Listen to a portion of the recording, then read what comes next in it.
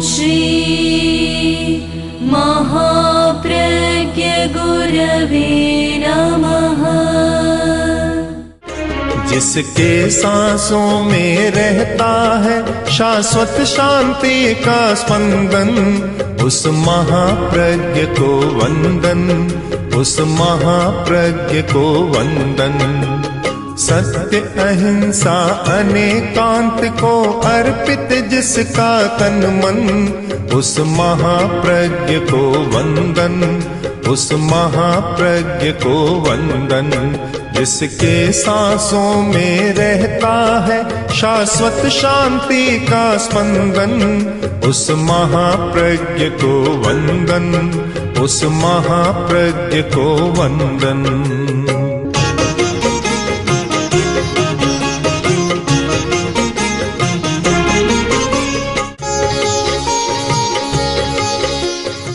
एकम ब्रह्म, ब्रह्म एक है और जो दृश्य जगत में है वे सब उसी के अंश हैं, इसलिए आत्मा एक है। जैन दर्शन के अनुसार आत्मा अनंत है, किंतु स्वरूप की दृष्टि से सब समान है, कोई अंतर नहीं। यह आत्मा की एकता अथवा आत्मा की समानता, यह हमारी सामुदायिक चेतना का आधार बनता है। सामुदायिक चेतना का दार्शनिक आधार है कि हम सब समान हैं। यह जो भेद किया गया है यह औपचारिक है, व्यावहारिक है और स्थूल दृष्टिकोण है। एक उपयोगिता के लिए भेद कर दिया गया। हिंदुस्तान अखंड है, भेद कर दिया गया। राजस्थान, हरियाणा, पंजाब, मध्य प्रदेश, यह एक उपयोगिता है। अभी एक साथ इतनी व्यवस्था हो नहीं सकती, तो भागों में विभक्त कर दो व्यवस्था की सुविधा की दृष्टि से, और वह हमारी उपयोगिता बनती है, वास्तविकता नहीं है।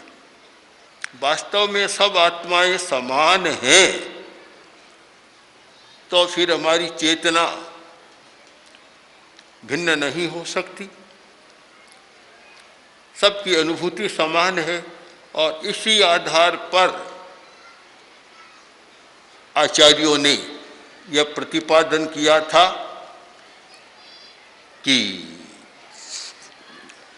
जब इच्छसी अपण, तो तुम जो स्वयं के लिए चाहते हो तो फिर दूसरों की चाह में तुम बाधा क्यों डालते हो? सब जीव जीना चाहते हैं तो तुम किसी को मारना क्यों चाहते हो? ये सामुदायिकता का सिद्धांत बहुत व्यापक बना है व्यवहार की भूमिका पर, और 10वीं कालिक के संदर्भ में कुछ अच्छे सूत्र मिलते हैं। संगठन की दृष्टि से बहुत महत्वपूर्ण है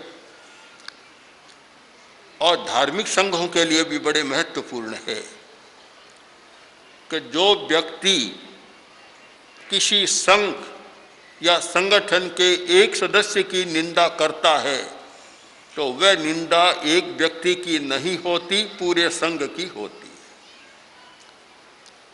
और कि कोई व्यक्ति किसी संघ के सदस्य की विशेषता का बखान करता है, प्रशंसा करता है, वह प्रशंसा उस व्यक्ति की नहीं होती, पूरे संघ की होती है।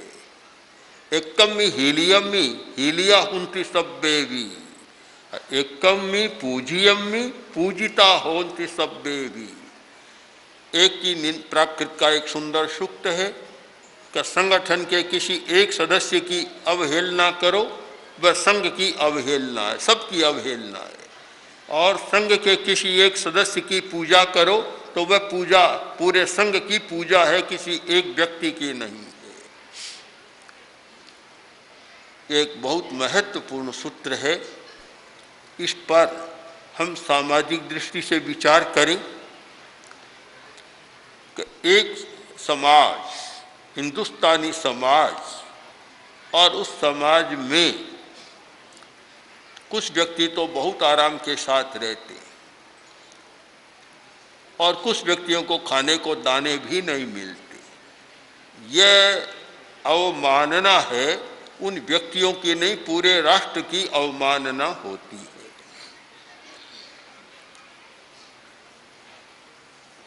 एक व्यक्ति भ्रष्ट आचरण करता है, सब नहीं करते, एक बड़ा आदमी करता है, तो इसका मतलब है पूरे राष्ट्र की अवमानना। और शायद कुछ बड़े लोगों के भ्रष्ट आचरण के आधार पर ही यह गणना की जाती है कि विश्व में भ्रष्टाचार वाले राष्ट्रों में किस राष्ट्र की गणना कहाँ है, उनके आधार पर होती है। तो इतना जुड़ा हुआ है समाज, और उसका आधार भी दार्शनिक है कि इतना जुड़ा हुआ है आत्मौपम्य का सिद्धांत, आत्मा की समानता का सिद्धांत।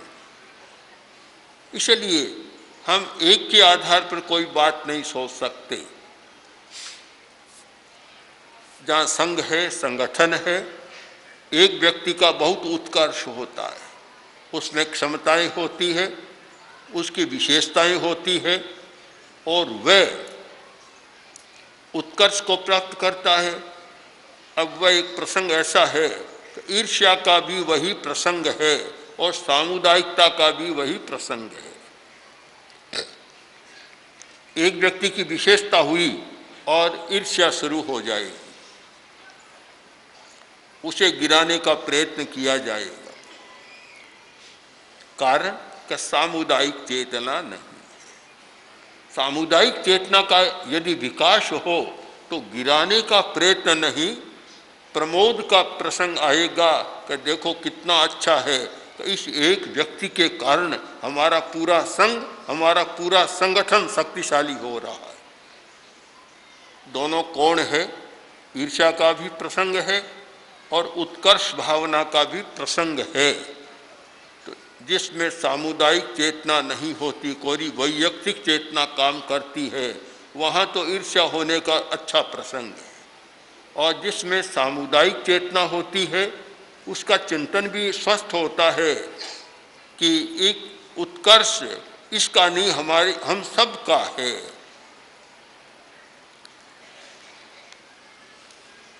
ये बहुत सारी बीमारियां सामुदायिक चेतना के अभाव में पैदा होती है।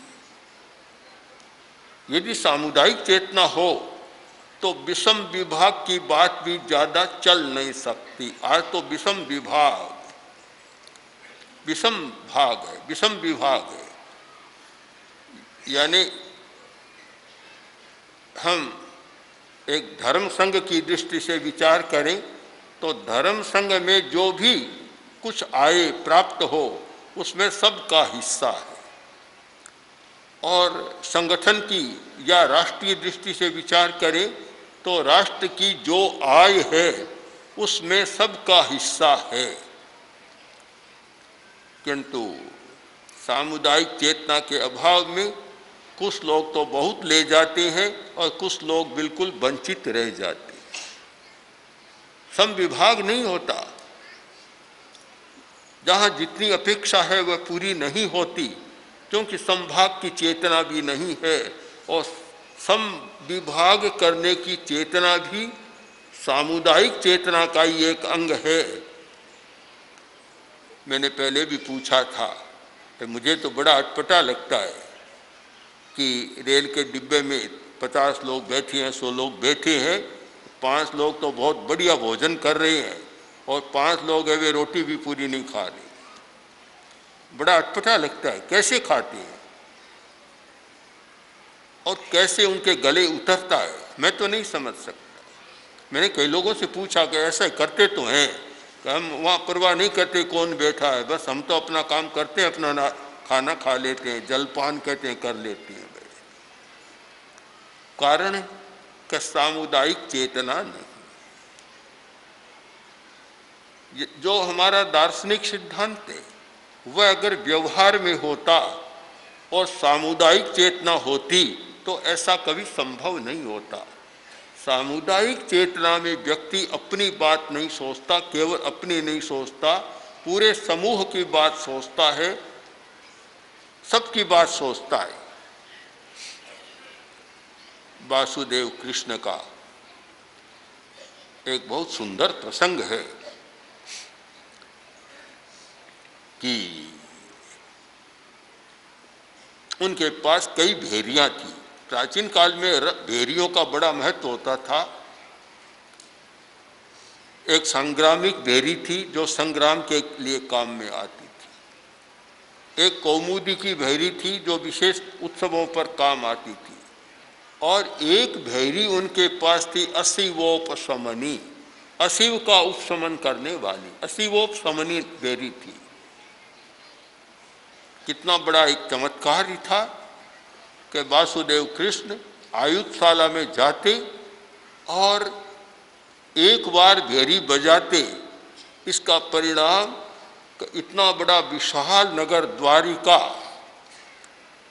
पहले की व्याधियां मिट जाती और शेष 6 महीनों में फिर कोई व्याधि नहीं होती। उसका प्रभाव था उस भेड़ी का कि 6 महीने तक न दवा की जरूरत न डॉक्टर की जरूरत, कोई भी बीमारी नहीं होती और पहले होती वे शांत हो जाती।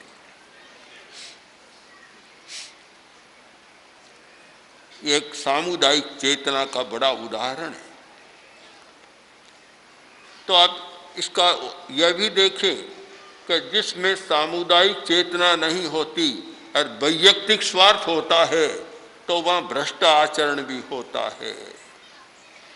एक दिन एक व्यक्ति आया और भेड़ी रक्षक जो था उससे कहा कि मुझे गोशीर्ष चंदन की जरूरत है। गोशीर्ष चंदन बहुत कीमती चंदन होता है और उससे बनी हुई भेड़ियां थी कि मुझे गोशीर्ष चंदन की जरूरत है।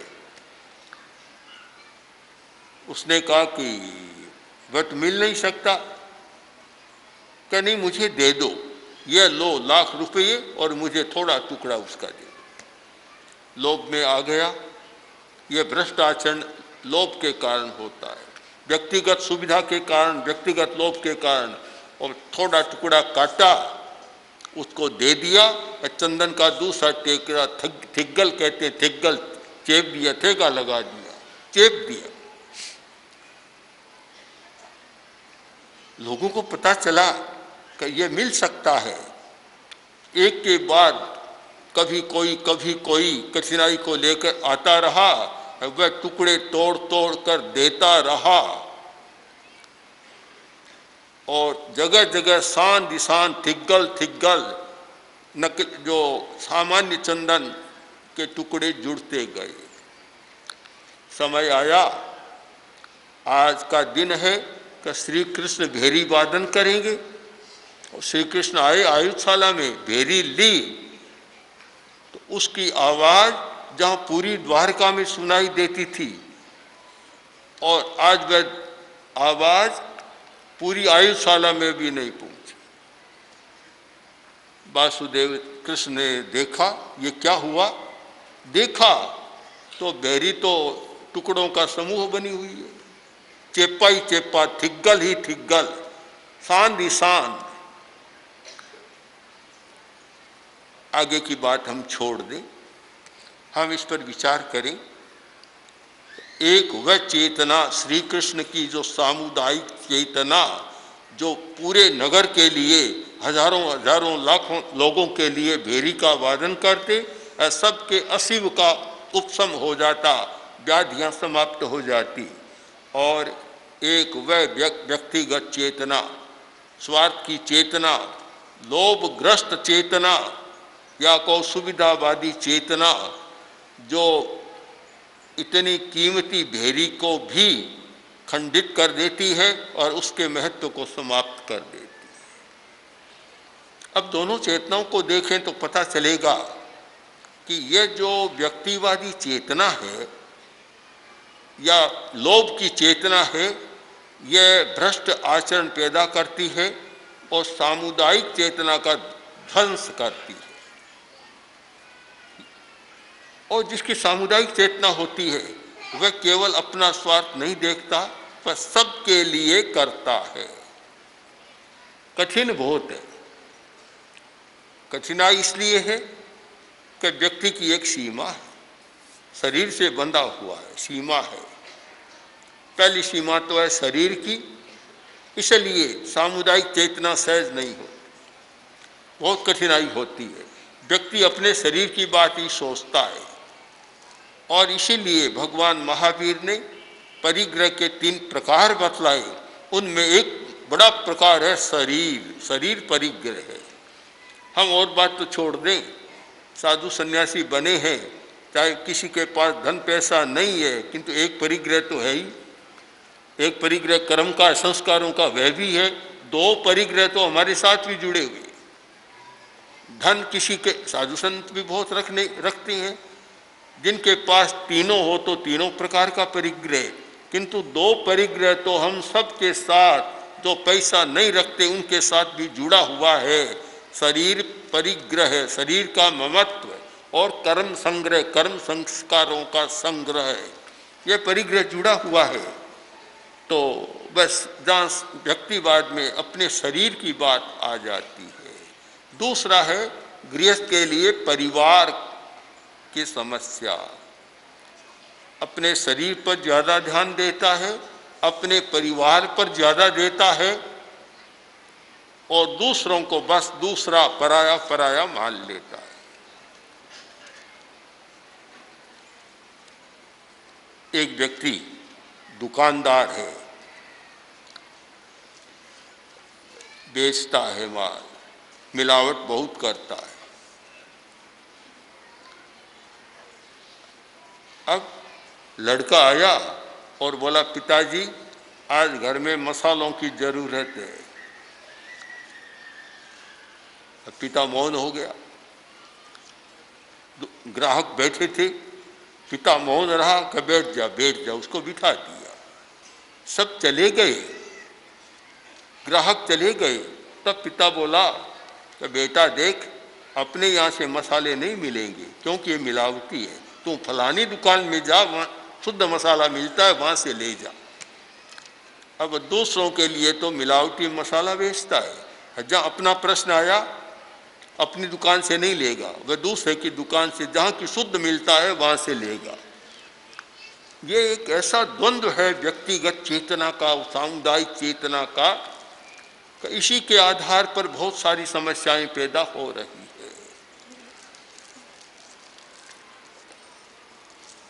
बड़ा कठिन है कि इस घेरे से निकलना। व्यक्तिवाद का घेरा है। मैंने पहले भी कहा था कि व्यक्तिवाद की उपयोगिता है, बड़ी उपयोगिता भी है, किंतु व्यक्तिवाद का घेरा भी है जो अनिष्ट भी पैदा करता है। अपना मोह, अपने शरीर का मोह, अपने परिवार का मोह, या अपने से जुड़े हुए लोगों का मोह, बस एक घेरा बन गया। वहाँ तक तो सब ठीक करेगा। है जहाँ पराया शब्द आया, दूसरा है, चाहे पड़ोसी है, दूसरा है, वहाँ सब कुछ बदल जाएगा। या हमारी वह दार्शनिक धारणाएं सारी खंडित हो जाती है। लोगों ने मान लिया कि व्यवहार में दर्शन चल नहीं सकता, ये व्यवहार का विषय नहीं है। इसीलिए जहाँ समूह का प्रश्न आता है, वहाँ वह काम नहीं होता जो होना चाहिए। कभी कभी सामूहिक आपत्तियां आती है, सामूहिक बीमारी है, बाढ़ है, प्लेग आदि है, कुछ भी समस्याएं हैं, और वहाँ दूसरों का सहयोग करने की बात आती है। वहाँ भी व्यक्तिगत चेतना हावी हो जाती है। मुझे तो बड़ा आश्चर्य होता है कि बाढ़ की स्थिति है, लोगों को खाने को नहीं मिल रहा है, और उनके लिए जो कुछ जो स्वेच्छासेवी संस्थाएं काम करती है, देती हैं, बीच में गबन करने वाले उसका भी गबन कर लेते। कितना आश्चर्य है। कच्छ में भूकंप हुआ, लोगों को पीड़ा हुई, बहुत लोगों को लगा कि अच्छा नहीं हुआ, वहां भी चोरी डकैती चलती थी। ये दोनों प्रकार की वृत्तियां चल रही हैं। कैसे सामुदायिक चेतना व्यापक बने, इस पर विचार करना है। कैसे हम अपनी वस्तु को दूसरे के उपयोग के लिए अर्पित कर सके, समर्पण कर सके, कैसे होता है? बड़ा कठिन होता है। महामात्य चाणक्य बहुत सामुदायिक चेतना थी। एक प्रसंग बना कि पाटलिपुत्र राजधानी, जो आज का पटना, और सर्दी का मौसम आ रहा है, अब शुरू हो गया है, गरीबों के लिए कंबलों की व्यवस्था की जाए। और ये समस्या आज की नहीं, सदा रही है। गरीबी भी रही है, गरीबी के लिए काम करने वाले भी रहे हैं और गरीबी को बढ़ाने वाले भी रहे हैं। सब प्रकार के लोग सदा रहे हैं। तो महामात्य चाणक्य ने घोषणा कर दी कि जो व्यक्ति सहयोग करना चाहे वह यहाँ कंबल लाकर जमा कर दे। अनेक लोगों ने सहायता की, कंबलें आ गई और हजारों कंबलें पड़ी है महामात्य की कुटिया के पास।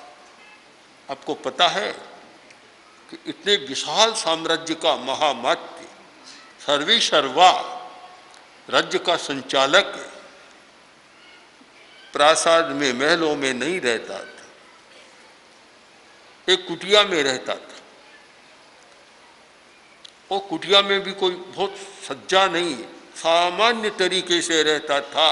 पास में जैसे कुछ नहीं था, शायद एक गरीबी से भी ज़्यादा गरीबी का जीवन जीने वाले जैसा रहता था, सादगी के साथ। गरीबी सादगी दोनों में कोई अंतर नहीं है। स्वेच्छा से जो आकिंचन्य अपनाए वह सादगी, और अभाव में जो आकिंचन्य हो तो वह गरीबी। महामात्य का तो स्वेच्छा से स्वीकार था। ऐसी कुटिया में रहता था।